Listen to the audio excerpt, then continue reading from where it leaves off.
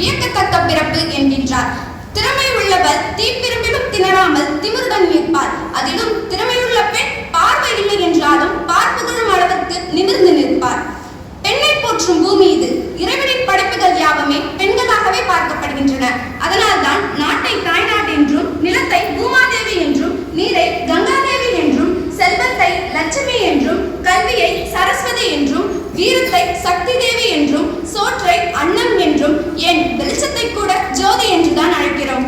இவ்வளவு ஏன் உலகில் நாம் அனைவரும் தேடும் நிம்மதியை கூட சாந்தி என்றுதான் அழைக்கிறோம்.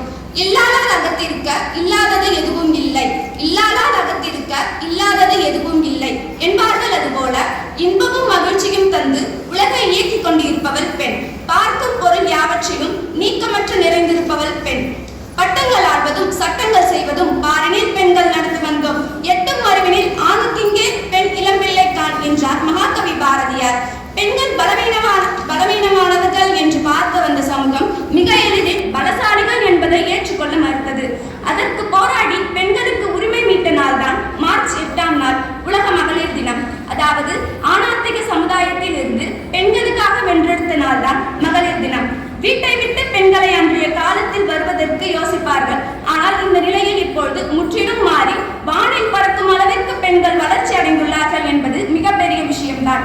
அடுப்போதும் பெண்களுக்கு படிப்பதற்கு என்ற நிலை அப்பொழுது காலம் இருந்து வந்தது.